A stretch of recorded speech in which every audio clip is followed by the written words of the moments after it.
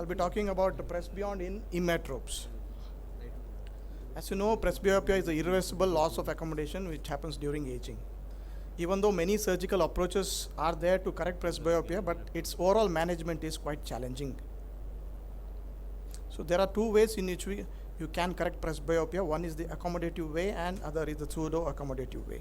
In accommodative way, you have these IOLs and scleral expanding procedures. In pseudo-accommodative way, basically it is a static procedure where you correct the presbyopia or the refractive error on the cornea.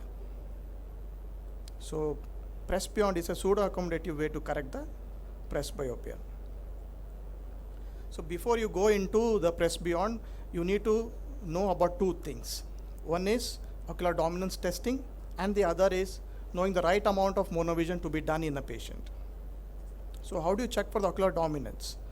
So you tell the there are many ways. I am going to tell you about the way I check the dominance. So make the patient to make a hole through their outstretched hand like this, and tell them to focus on a letter on the visual acuity chart through that hole, and close each of the eye alternatively. And the eye through which they are able to see the letter clearly is the dominant eye. Next is to know the right amount of monovision to be done in the patient. It is seen that the binocular summation is greatest when the add is less or equal than the 1.5 diopters when it is used in the non-dominant eye. Because higher add leads to more blur less interocular blur suppression, which leads to decreased stereo acuity and contrast sensitivity later. So as a result, many stay within a mini monovision range of +1 to +1.75 diopters in the non-dominant eye. And also you need to take into consideration the patient's visual needs, occupation and daily tasks, and then only you need to tailor the right amount of monovision to be done in the patient. If the patient is not comfortable with your monovision trial, then the patient is absolutely not suitable for your presbyond treatment, because these patients might have significant cross burr later, leading to poor visual recovery. So coming to the procedure itself, laser blended vision or the presbyond basically looks at presbyopia not only as an inability to accommodate, but also as a decrease in the depth of focus in the patient. So presbyond involves micromonovision and increase in the depth of focus in both the eyes. And this increase in depth of focus in each of the eye is done by inducing controlled spherical aberration on the cornea without compromising the visual acuity, contrast sensitivity and the night vision. And another component of presbyond where it increases the depth of focus is the increase in the depth of focus, which is afforded by the pupillary constriction, which is persisting even in the eyes which have lost the ability to accommodate.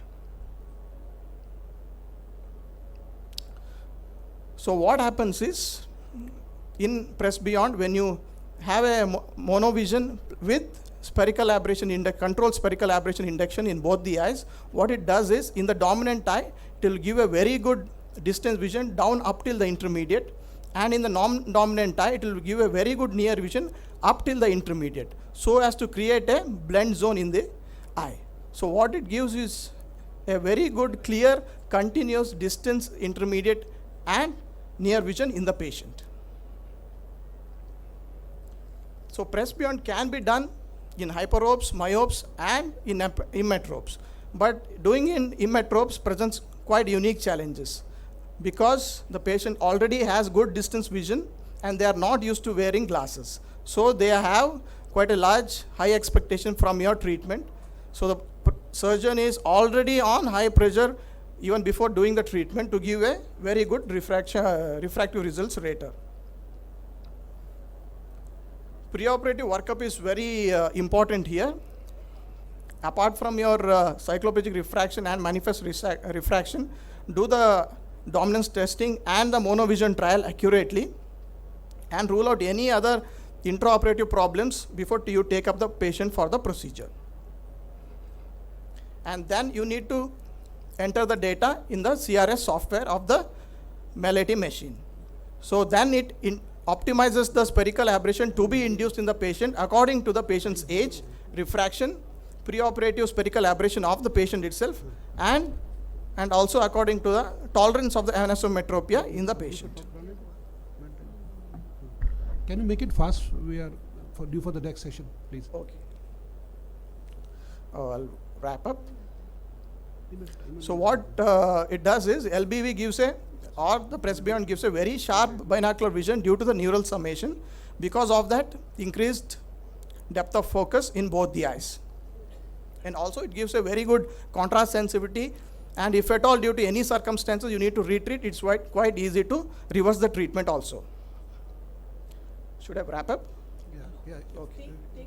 Just a minute. Okay. If you compare with the other presbyopic treatment, let's see how they fare up with each other. The first one is the Presbymax LASIK. Basically, it is a multifocal treatment due to which the contrast sensitivity and the distance vision might be sometimes decreased. If you take Supracor, it is a pupil-dependent procedure.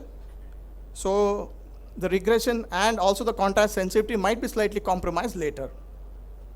You have this corneal inlays, where the inlays is inserted in the non-dominant eye. The most commonly used is the camera inlays, which acts by increasing the depth of focus in the eye due to pinhole effect. And even in them, you see slight decrease in the contrast sensitivity of the patient in the post-operative period.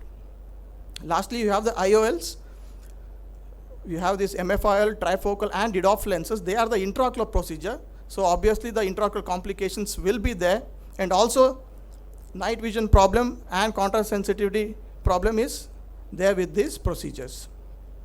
So LBV is quite a unique procedure where the patient has a continuous, very good distance, intermediate, and the near vision without compromising the safety of the procedure. And this kind of safety is not been demonstrated in any other presbyopic treatment. So Presbyon is a very safe, simple, accurate, and predictable procedure which is easy to adopt. Thank you. Thank you, Dr. Prasad. Dr. Rupal, what is your experience with Presbyon? Because Samir Bhai got operated himself for Presbyon. Now, what are his results?